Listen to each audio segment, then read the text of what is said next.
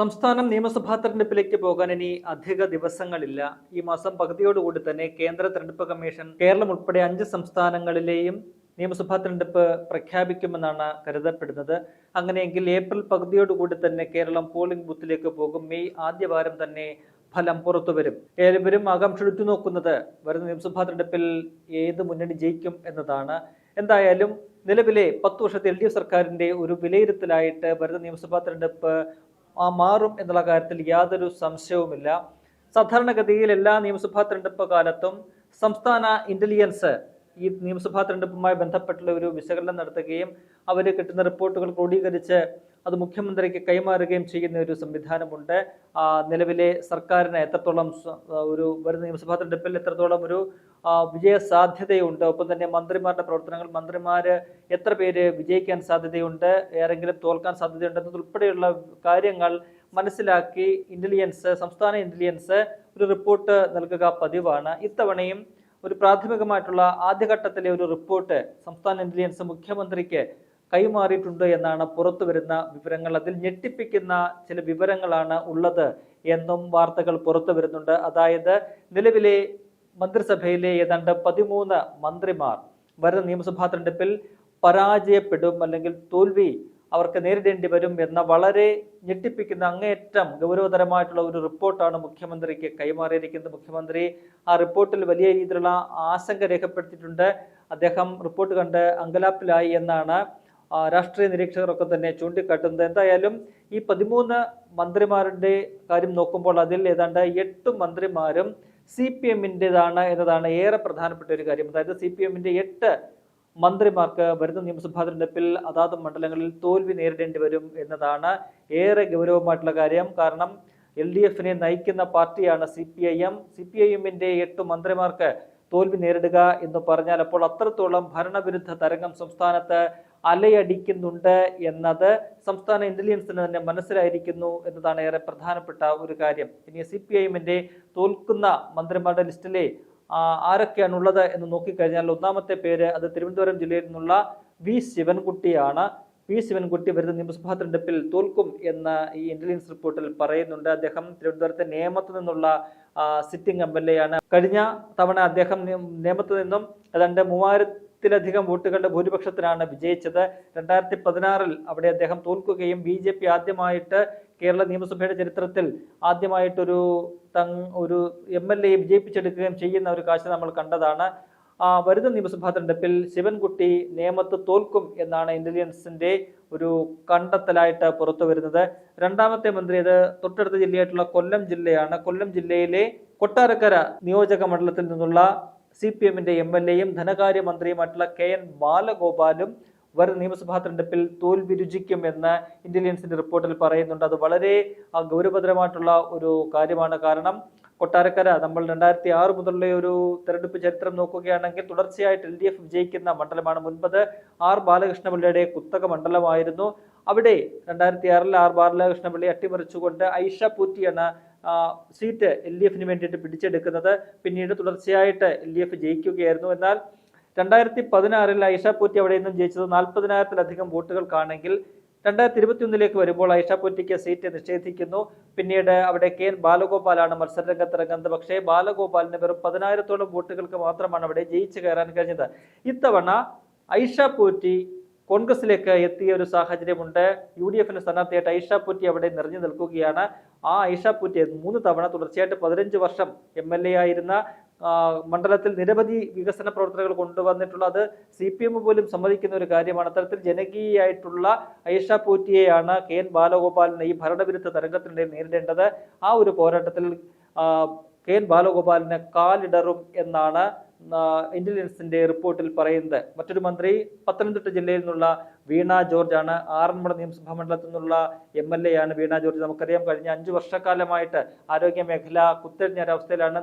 അനവധി ആരോപണങ്ങളും വിവാദങ്ങളും ഒക്കെയാണ് ആരോഗ്യ മേഖലയുമായി ബന്ധപ്പെട്ട് പുറത്തു വന്നിട്ടുള്ളത്. ആരോഗ്യമന്ത്രിക്കെതിരെ ഗുരുതരമായിട്ടുള്ള വിമർശനങ്ങൾ എല്ലാം തന്നെ പാർട്ടിക്കുള്ളിൽ നിന്ന് പോലും പലപ്പോഴും ഉണ്ടായിട്ടുണ്ട്. ഏറ്റവും കഴിവുകെട്ട ഒരു മന്ത്രി ഏതെന്ന് ചോദിച്ചു കഴിഞ്ഞാൽ അത് ആരോഗ്യമന്ത്രി എന്ന് കേരളത്തിലെ പൊതുജനങ്ങൾ ഒന്നാകെ പറയുന്ന ഒരു സാഹചര്യമാണ് നിലവിലുള്ളത്. അപ്പോൾ വരുന്ന നിയമസഭാ തെരഞ്ഞെടുപ്പിൽ വീണ ജോർജ് ഭരണവിരുദ്ധ തരംഗത്തിൽ അവിടെ ആറന്മുളയിൽ പരാജയപ്പെടും എന്ന സർവേ ഫലത്തിൽ അല്ലെങ്കിൽ ഈ പറയുന്ന ഇന്റലിജൻസിന്റെ റിപ്പോർട്ടിൽ പറയുന്നുണ്ട്. മറ്റൊന്ന് കോട്ടയം ജില്ലയിൽ നിന്നുള്ള ഒരു മന്ത്രിയായി CPM മന്ത്രിയായിട്ടുള്ള VN വാസവനാണ്. ഏറ്റുമാറിൽ നിന്നുള്ള MLA ആണ് VN വാസവൻ. ഈ പറയുന്നതുപോലെ തന്നെ അദ്ദേഹം ദേവസ്വത്തിന്റെ മന്ത്രി കൂടിയാണ്. ശബരിമല ഉൾപ്പെടെയുള്ള വിവാദങ്ങൾ ഈ പറയുന്ന ദേവസ്വം മന്ത്രിയെ വരുന്ന നിയമസഭാ തെരഞ്ഞെടുപ്പിൽ ബാധിക്കും. അങ്ങനെ വാസവന് ഏറ്റുമാനൂരിൽ ഇത്തവണ അടിപതറും. കഴിഞ്ഞ LDFനെ സംബന്ധിച്ച് അവരുടെ ഒരു ഉറച്ച സീറ്റുകളിലൊന്നാണ് കോട്ടയത്തെ ഏറ്റുമാനൂർ എന്ന് പറയുന്നത്. പക്ഷേ വരുന്ന നിയമസഭാ തെരഞ്ഞെടുപ്പിൽ അവിടെ കാറ്റുമാറി വീശും. അത് UDFന് അനുകൂലമാകും. LDFന്റെ സിറ്റിംഗ് MLA കൂടിയിട്ടുള്ള മന്ത്രി VN വാസവനോട് തോൽക്കും എന്ന് പറയുന്നുണ്ട്. അടുത്തത് മന്ത്രി എന്ന് പറയുന്നത് എറണാകുളം ജില്ലയിൽ നിന്നുള്ള CPMന്റെ P രാജീവാണ്. 2021 ആദ്യമായിട്ടാണ് P രാജീവ് നിയമസഭയിലേക്ക് മത്സരിക്കുന്നത്. കളമശ്ശേരിയിൽ നിന്നുമാണ് അദ്ദേഹം വിജയിച്ചത്. മുസ്ലിം ലീഗിന്റെ ഉറച്ച കോട്ട UDFന്റെ ഉറച്ച സീറ്റുകളിലൊന്നായിരുന്നു കളമശ്ശേരി. അവിടെ ഒരു അട്ടിമറി വിജയം നേടിക്കൊണ്ടാണ് P രാജീവ് 2021 ജയിക്കുകയും ഈ മന്ത്രിസഭയിൽ വ്യവസായ മന്ത്രിയായിട്ട് കയറുകയും ഒക്കെ തന്നെ ചെയ്തത്. എന്നാൽ വരുന്ന തെരഞ്ഞെടുപ്പിൽ P രാജീവിന് കളമശ്ശേരിയിൽ കാലിടറും. വലിയ രീതിയിലുള്ള ഒരു തോൽവി അവിടെ ഉണ്ടാകും എന്ന് ഈ ഇന്റലിജൻസിന്റെ റിപ്പോർട്ടിൽ പറയുന്നുണ്ട്. കാരണം ഭരണവിരുദ്ധ വികാരമുണ്ട്. ഒപ്പം തന്നെ ആ മണ്ഡലത്തിന്റെ ഒരു സ്വഭാവം പരിശോധിക്കുകയാണെങ്കിൽ അത് UDFന് അനുകൂലമായ ഒരു മണ്ഡലമാണ്. ഇത്തവണ UDFന്റെ ശക്തമായ ഒരു പ്രവർത്തനം അവിടെ നടക്കുന്നുണ്ട്. അത് P രാജീവിന് തിരിച്ചടിയാകും എന്നാണ് ഈ ഇന്റലിജൻസ് കണ്ടെത്തിയിരിക്കുന്നത്. മറ്റൊന്ന് തൃശ്ശൂർ ജില്ലയിലേക്ക് വന്നു കഴിഞ്ഞാൽ അവിടെ നിന്നുള്ള CPMന്റെ മറ്റൊരു മന്ത്രിയായിട്ടുള്ള R ബിന്ദു ഉന്നത വിദ്യാഭ്യാസ വകുപ്പ് മന്ത്രിയാണ്. ഇരിങ്ങാലക്കുടയിൽ നിന്നുള്ള നിയമസഭാംഗമാണ്. ഈ പറഞ്ഞതുപോലെ തന്നെ അങ്ങേയറ്റം കഴിവുകെട്ട ഒരു മന്ത്രി എന്ന് പേരെടുത്ത ഒരു വ്യക്തിയാണ്. ഉന്നത വിദ്യാഭ്യാസ മേഖലയിൽ നിരവധി പ്രശ്നങ്ങൾ, നിരവധി വിമർശനങ്ങൾ, നിരവധി ഗുരുതരമായ വീഴ്ചകൾ സംഭവിച്ച ഒരു കാലഘട്ടം കൂടിയാണ് കഴിഞ്ഞ 5 വർഷക്കാലം. അപ്പോൾ ഈ പറയുന്നത് പോലെ R ബിന്ദുവിനും തെരഞ്ഞെടുപ്പിൽ ഒരു തിരിച്ചടി ഉണ്ടാകും. ഈ ഭരണവിരുദ്ധ തരംഗത്തിനൊപ്പം സ്വന്തം വകുപ്പ് കാര്യമായ രീതിയിൽ കൈകാര്യം ചെയ്യാൻ കഴിയാത്ത ഒരു കഴിവുകെട്ട മന്ത്രി എന്നുള്ള വിലയിരുത്തൽ കൂടി ആ മണ്ഡലത്തിലുണ്ട്. അതുകൊണ്ട് തന്നെ UDFന്റെ ഒരു മുന്നേറ്റത്തിൽ R ബിന്ദുവിനും അവിടെ തോൽവി നേരിടേണ്ടി വരും എന്ന് ഇന്റലിജൻസ് കണ്ടെത്തിയിരിക്കുന്നു. അടുത്തത് പാലക്കാട് ജില്ലയിൽ നിന്നുള്ള മന്ത്രിയാണ് MP രാജേഷ്. 2021 ആദ്യമായിട്ടാണ് MP രാജേഷ് നിയമസഭയിലേക്ക് മത്സരിച്ചത്. തൃത്താലയിൽ നിന്നും സിറ്റിംഗ് MLA ആയിരുന്ന VT ബൽറാമിനെ 3000-ലധികം വോട്ടുകൾക്കാണ് MP രാജേഷ് തോൽപ്പിച്ചത്. അദ്ദേഹം ആദ്യഘട്ടത്തിൽ സ്പീക്കറായിരുന്നു. പിന്നീട് അദ്ദേഹം സ്പീക്കർ പദവി രാജിവെച്ചുകൊണ്ട് തദ്ദേശ എക്സൈസ് മന്ത്രിയായിട്ട് സ്ഥാനമേറ്റു. രാജേഷിനെതിരെയും അവിടെ വലിയൊരു വികാരമുണ്ട്. മാത്രവുമല്ല അവിടെ VT ബൽറാമ ശക്തമായ പ്രവർത്തനം നടത്തുന്നുണ്ട്. UDFന് അനുകൂലമായിട്ടൊരു തരംഗം അവിടെ വന്നിട്ടുണ്ട്. പ്രത്യേകിച്ചും തദ്ദേശ തെരഞ്ഞെടുപ്പ് ഫലം നോക്കുമ്പോൾ തൃത്താലയിൽ UDFന് ഏതാണ്ട് 5000-ലധികം വോട്ടുകളുടെ ഒരു ഭൂരിപക്ഷം, ഒരു മേധാവിത്വം ആ മണ്ഡലത്തിൽ ലഭിച്ചിട്ടുണ്ട്. അതൊക്കെ പരിഗണിക്കുമ്പോൾ ഈ പറയുന്ന പോലെ തൃത്താല മണ്ഡലവും LDFനെ കൈവിടും. അതായത് മന്ത്രി MP രാജേഷ് അവിടെ തോൽക്കും എന്നും ഇതിനകത്ത് പറയുന്നുണ്ട്. 8ാമത്തെ CPMന്റെ മന്ത്രി എന്ന് പറയുന്നത് കോഴിക്കോട് ജില്ലയിൽ നിന്നുള്ള PA മുഹമ്മദ് റിയാസ് ആണ്. പൊതുമരാമത്ത് ടൂറിസം വകുപ്പ് മന്ത്രിയാണ്. ബേപ്പൂരിൽ നിന്നുള്ള നിയമസഭാംഗമാണ്. പറഞ്ഞതുപോലെ തന്നെ 2016-21 ഒന്നാം പിണറായി സർക്കാരിന്റെ കാലഘട്ടത്തിൽ G സുധാകരനായിരുന്നു പൊതുമരാമത്ത് വകുപ്പ് മന്ത്രി. ഒരുപക്ഷെ കേരളത്തിലെ ഏറ്റവും മികച്ച പൊതുമരാമത്ത് മന്ത്രി എന്നുള്ള നിലയിൽ ഖ്യാതി നേടിയ G സുധാകരന്റെ പിൻഗാമിയായിട്ടാണ് ആദ്യവട്ടം ജയിച്ചു കയറി വന്ന മുഹമ്മദ് റിയാസിനെ പിണറായി വിജയൻ ഈ പറയുന്ന വളരെ സുപ്രധാനമായിട്ടുള്ള വകുപ്പ് കൊടുത്തത്. എന്നാൽ ആ വകുപ്പിൽ കാര്യമായിട്ടുള്ള ഒരു മുന്നേറ്റവും നടത്താൻ റിയാസിന് കഴിഞ്ഞില്ല. വലിയ രീതിയിലുള്ള വിമർശനങ്ങൾ ഒക്കെ തന്നെ നേരിടേണ്ടി വന്നു. പലപ്പോഴും പാർട്ടിക്കുള്ളിൽ നിന്ന് പോലും റിയാസിനെതിരെ വിമർശനങ്ങൾ ഉയരുന്ന ഒരു സാഹചര്യം ഉണ്ടായി. അപ്പോൾ ബേപ്പൂരിൽ ഇത്തവണ മത്സരം കടുക്കുമെന്ന് നേരത്തെ തന്നെ ഉറപ്പുണ്ടായിരുന്നു. കാരണം അവിടെ UDF തങ്ങളുടെ അസോസിയേറ്റ് അംഗമായിട്ടുള്ള തൃണമൂൽ കോൺഗ്രസിലെ PV അൻവറിന് വേണ്ടിയിട്ട് ബേപ്പൂർ സീറ്റ് ഒഴിച്ചു കൊടുത്തിരിക്കുകയാണ്. ബേപ്പൂരിൽ PV അൻവറാണ് UDFന് സ്ഥാനാർത്ഥിയെന്ന് ഏറെക്കുറെ ഉറപ്പായിട്ടുണ്ട്. അൻവർ കഴിഞ്ഞ 2-3 മാസമായിട്ട് ആ മണ്ഡലം കേന്ദ്രീകരിച്ച് ശക്തമായിട്ടുള്ള പ്രവർത്തനം നടത്തുകയാണ്. ജനങ്ങൾ ഒന്നാകെ അൻവറിനൊപ്പം അണിനിരക്കുന്ന ഒരു കാഴ്ച നമ്മൾ കണ്ടിട്ടുണ്ട്. അപ്പോൾ ആ ഒരു കാര്യം, ആ മണ്ഡലത്തിൽ കാര്യമായിട്ടുള്ള യാതൊരു വികസനവും നടന്നിട്ടില്ല എന്ന് പലപ്പോഴും PV അൻവർ ചെന്ന് ഇടപെടുന്ന ഓരോ മേഖലയിലും അദ്ദേഹം പല മേഖലകളിലും ചെന്നിട്ട് അവിടത്തെയൊക്കെ തന്നെ വികസന പ്രശ്നങ്ങളെല്ലാം ചൂണ്ടിക്കാട്ടുന്നുണ്ട്. അപ്പോൾ അവിടെയെല്ലാം തന്നെ ജനങ്ങളുടെ ഒരു വികാരം നമുക്ക് മനസ്സിലാക്കാൻ കഴിയുന്നു. അങ്ങനെ ബേപ്പൂരിലും PA മുഹമ്മദ് റിയാസ് തന്റെ 2ാം വട്ട ഒരു തെരഞ്ഞെടുപ്പിന് ഇറങ്ങുകയാണെങ്കിൽ അവിടെ തോൽവി ഉറപ്പാണ് എന്ന് ഇന്റലിജൻസ് ഈ റിപ്പോർട്ടിൽ വ്യക്തമാക്കുന്നുണ്ട്. അപ്പോൾ 8 മന്ത്രിമാർ CPMന്റെ മന്ത്രിമാരാണ്. മറ്റ് 5 മന്ത്രിമാരെ നോക്കുമ്പോൾ ഘടകകക്ഷി മന്ത്രിമാരാണ്. അത് 2 പേര് കൊല്ലം ജില്ലയിൽ നിന്നുള്ളവരാണ്. CPIയുടെ J ചിഞ്ചുറാണി ചടയമംഗലത്ത് നിന്നും തോൽക്കും. അവർ മൃഗസംരക്ഷണ വകുപ്പ് മന്ത്രിയാണ്.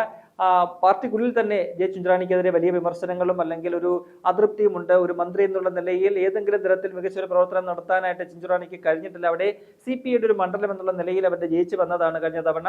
എന്നാൽ ഇത്തവണ അവിടെ ആ മണ്ഡലം ചടയമംഗലത്ത് ശക്തമായ പോരാട്ടം നടക്കുമെന്നാണ് സർവേകളൊക്കെ തന്നെ പറയുന്നത്. അവിടെ ആ മണ്ഡലത്തിൽ CPIയുടെ മന്ത്രിക്ക് തോൽവി നേരിടേണ്ടി വരും എന്ന് ഇന്റലിജൻസിന്റെ റിപ്പോർട്ടിലും വ്യക്തമാക്കുന്നുണ്ട്. മറ്റൊരു മണ്ഡലം എന്ന് പറയുന്നത് പത്തനാപുരമാണ്. കേരള കോൺഗ്രസ് ബി LDFിലെ മറ്റൊരു ഘടകകക്ഷിയായിട്ടുള്ള കേരള കോൺഗ്രസ് ബിയുടെ സിറ്റിംഗ് സീറ്റാണ്. KB ഗണേഷ് കുമാർ ഗതാഗത വകുപ്പ് മന്ത്രിയാണ് അവിടുത്തെ സിറ്റിംഗ് MLA.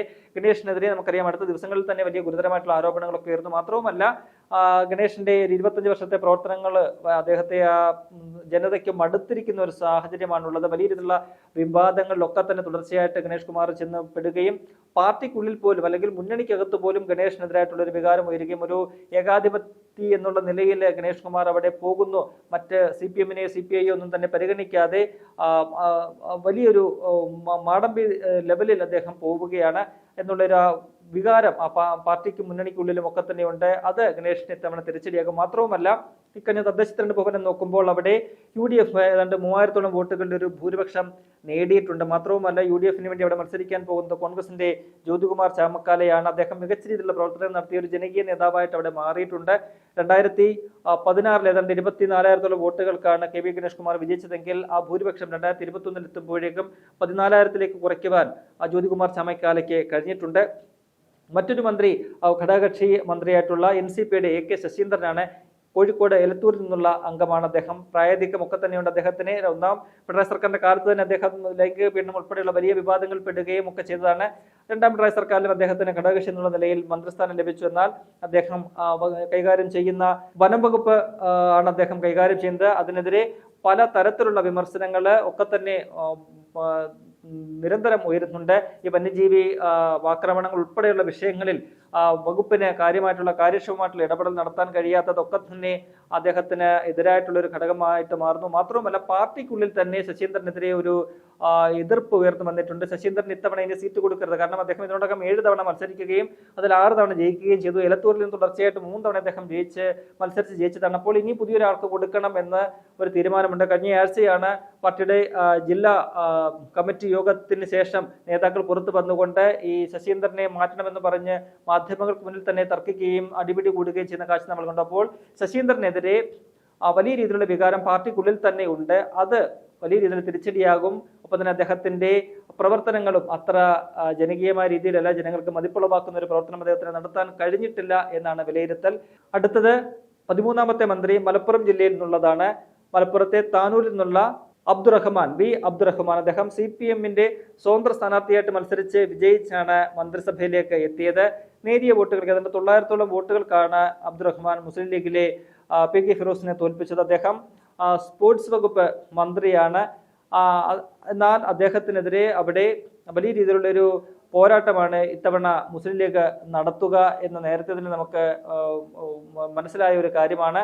വരുന്ന തെരഞ്ഞെടുപ്പിൽ ഈ പറയുന്ന അബ്ദുറഹ്മാനും തോൽവി നേരിടും എന്ന ഇന്റലിജൻസിന്റെ ഈ റിപ്പോർട്ടിൽ സൂചിപ്പിക്കുന്നുണ്ട്. എന്തായാലും ഈ LDFനെ സംബന്ധിച്ച് അല്ലെങ്കിൽ CPMനെ സംബന്ധിച്ച് അങ്ങേയറ്റം ആശങ്ക ഉളവാക്കുന്ന, പ്രത്യേകിച്ച് മുഖ്യമന്ത്രിക്ക് മന്ത്രിസഭയുടെ തലവൻ എന്നുള്ള നിലയിൽ മുഖ്യമന്ത്രിക്ക് അങ്ങേയറ്റം ആശങ്ക സൃഷ്ടിക്കുന്ന ഒരു റിപ്പോർട്ട് തന്നെയാണ് അദ്ദേഹത്തിന്റെ വകുപ്പിന് കീഴിലുള്ള ഇന്റലിജൻസ് സംവിധാനം കൊടുത്തിരിക്കുന്നത്. അത് 8 മന്ത്രിമാർ CPMന്റെ പരാജയപ്പെടും. ശേഷിക്കുന്ന 5 മന്ത്രിമാരും മൊത്തത്തിൽ 13 മന്ത്രിസഭയിലെ 13 മന്ത്രിമാർ വരുന്ന നിയമസഭാ തെരഞ്ഞെടുപ്പിൽ തോൽക്കും എന്നുള്ള റിപ്പോർട്ട് മുഖ്യമന്ത്രിയെ ചെറുതായിട്ടൊന്നുമല്ല ആശങ്കപ്പെടുത്തുന്നത് എന്നതാണ് ഏറെ പ്രധാനപ്പെട്ട ഒരു കാര്യം.